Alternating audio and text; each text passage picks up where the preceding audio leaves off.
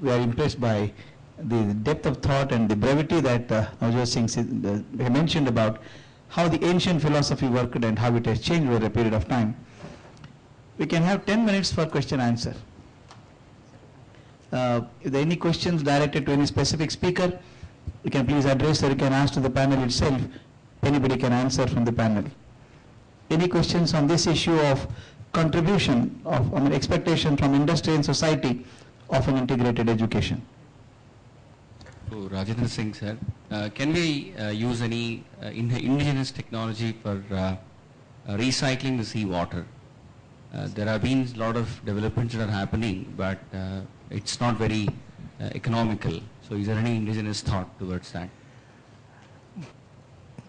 के लिए indigenous knowledge system में सबसे ज्यादा सरल और सहज उपयुक्त विधि मौजूद है, लेकिन जब से ये जो कॉन्ट्रैक्टर, इंजीनियर और ब्यूरोक्रेट का त्रिगुट है, इस त्रिगुट में वो जो इंडिजिनस रिसाइकिल सिस्टम था वाटर यूज का, उसको धक्का मार दिया है, गिर गया।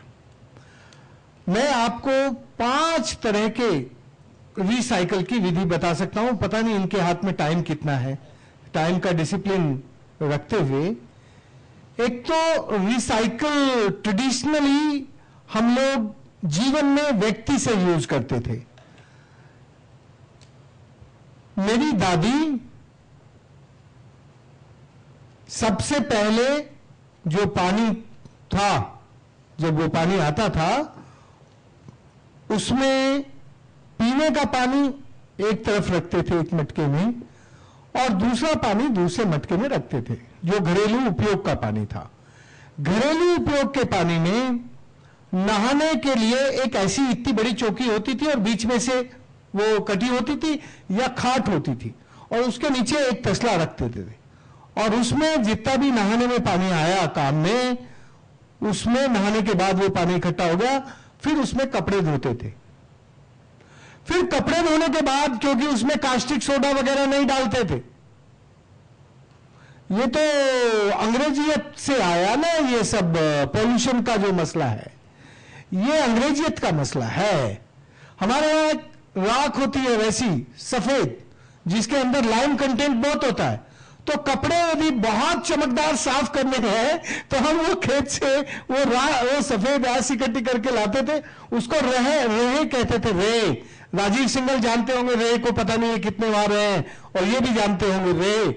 उस रे में कपड़े धोते थे, और वो जो कपड़े थे वो फिर जो भी पेड़ पौधे होते थे उसमें उस पानी को डालते थे। तो एक तो पानी का रिसाइकिल ट्रेडिशनली पर्सनल यूज का होता था, दूसरा रिसाइकिल घरेलू उपयोग का होता था। घर का जो नाली का पानी है, यदि बहुत ज्यादा घर में ज्यादा लोग हैं तो एक खड्डे में इकट्ठा कर लेते थे। खड्डे में इकट्ठा करने के बाद घर के बाहर उसको पानी को इकट्ठा करने के बाद फिर उस पानी से जो घर का चौका लगाने का काम होता है ना, गाय के गोबर में और पीली मिट्टी में जो पानी मिलाते थे, वो हमारा वही पानी होता था घर के यूज का, उसको उस पानी में मिला के, और घर की शुद्धि का सारा काम उससे होता था। तो ये हुआ घरेलू उपयोग। तीसरा जो रिसाइकल का तरीका था, वो था एक पंचायत का, एक नगर का, जहां पूरा गांव रहता है और पूरे गांव का पानी कहीं जा रहा है, तो उसको कैसे रिसाइकल करते थे। उसको रिसाइकल करने की त्रिकुंडीय व्यवस्था थी। 3 कुंड बनाए जाते थे। एक ऊपर का कुंड है जिसमें गंदा पानी आया, फिर उसके नीचे दूसरा पानी आया, उसको साफ करके उसके नीचे उसकी पैती में एक चेक करके वो छनके बड़े बड़े पत्थरों में नीचे आता था, और फिर तीसरे कुंड पे जाता था, और तीसरे कुंड में जाने के बाद वो पानी पीने के लायक होता था। माय डियर, कितना पीने के लायक वो तरीका था जीवन की, जो हमारी जरूरत थी, हिंदुस्तानी जरूरत। उस हिंदुस्तानी जरूरत में ऐसा कोई तत्व नहीं था जो नेचर के खिलाफ हो। नेचर के खिलाफ जो तत्व यूज होने शुरू हुए वो 90 साल पहले हुए। 90 साल पहले जब हमारे देश में आजादी का आंदोलन बहुत जोरों से चल रहा था, बहुत ताकत से चल रहा था। तो एक हॉकिंस नाम का कमिश्नर था बनारस का, वो बड़ा दुष्ट था। उसने कहा अरे ये हिंदुस्तानी लोग बहुत आंदोलन कर रहे हैं, इनको मैं मजा चखाता हूं। तो उसने क्या किया, एक डेडलाइन का ऑर्डर दिया है बनारस में हॉकिंस ने। उसने कहा ये जो राम नाला है, एक नाले का नाम था राम नाला क्यों था, क्योंकि राम जी ने उसको, वो स्ट्रीम थी, पार किया था, लेकिन पहले वो नदी की तरह साफ सुथरा पानी बहता था। जब बनारस एक बड़ा शहर बन गया तो सारे शहर का पानी उसमें आने लगा, तो उसका नाम राम नाला रहा। और तब तक हमारे कपड़ों में वगैरह में कुछ कुछ गंदी चीजें धोने के लिए कास्टिक सोडा वगैरह सब यूज होने लगा था। तो लोगों ने उस पानी को डाइवर्ट करके एक दूसरी नदी है हमारे यहां, उसी में बनारस में, उस तरफ उसको मोड़ के और ऊपर की तरफ उसको उपयोग करने लगे।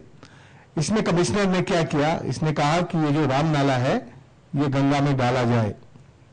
कब किया है ऑर्डर? 1932 में। 1932 के पहले हिंदुस्तान में जहर और अमृत को अलग रखने के लिए, जैसे पूर्ण परमति ने आज यहां लोगों को बुलाया शिक्षा का चिंतन करने के लिए, उस जमाने में समुद्र वैचारिक मंथन करते थे कि गंदगी को और अच्छाई को कैसे अलग रखना है। उसके लिए कुंभ आयोजित होते थे, कुंभ में नदी की नीति बनती थी, जीवन की नीति बनती थी, और पवित्रता को कायम रखने के लिए एक हमारा व्यवस्था बनती थी, और उस व्यवस्था से हम चलते थे।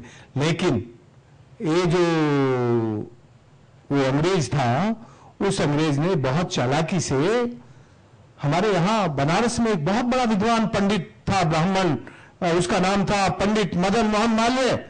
वो वहां 1916 में जाके हरिद्वार में लड़के जीत के आया था, जब गंगा का डाइवर्जन हो रहा था। तब पंडित मदन मोहन मालवीय ने आंदोलन करके सारे राजाओं को इकट्ठे करके, सारे प्रिंसेस को इकट्ठे करके बड़ा आंदोलन किया, और अंग्रेजी हुकूमत को डरा के 1916 में फैसला करवाया कि गंगा को पूरा डाइवर्ट नहीं किया जा सकता। गंगा को सूरज की किरणें, मिट्टी का स्पर्श और हवा का स्पर्श करने वाला भीम गोडा के ऊपर एक अच्छा खुला रास्ता छोड़ा गया, जो आज तक भी है। तो वहां तो वो जीत गया, लेकिन बनारस में पंडित जी बड़े विद्वान हो गए थे तब तक। और ये जो बड़े विद्वान हो जाते हैं ना, ये छोटी चीजों पे ध्यान नहीं देते हैं। बड़े होने के बाद ये सब छोटी चीजों को भूल जाते हैं। तो हमारे पंडित मदन मोहन मालवीय ने उस गंदे नाले को बदलने पर ध्यान नहीं दिया, और उसका कारण ये है कि आज हिंदुस्तान की सारी नदियों में, आप बेंगलोर में आ जाइए ना, अर्कावती नदी को देखिए, नाला बन गई है। हिंदुस्तान में आज की तारीख में कोई शहर नहीं है जहां नदी बहती है। हिंदुस्तान रिसाइकल, रीयूज और एक तरह से रिजुनेशन करना जानता था अपने रिसोर्स का। कैसे रिजुनेट किया जा सकता है नेचर को रिजुनेट करने के लिए उसकी विजडम हमेशा लगी रहती थी। लेकिन इस अंग्रेजी हुकूमत ने हमारे इन सब मामलों को धक्का मार दिया। इसलिए मैं तुमसे इतना ही कहना चाहता हूं कि यदि आपको रिसाइकिल और रीयूज करना है तो इंडिजिनस नॉलेज सिस्टम में सैकड़ों तरीके हैं। कभी विस्तार से बात करेंगे अकेले में। अभी सबको ये छोटी बातें सुनने का मजा नहीं है। बड़े लोग होते हैं तो बड़ी बातें सुनते हैं, छोटी नहीं सुनते।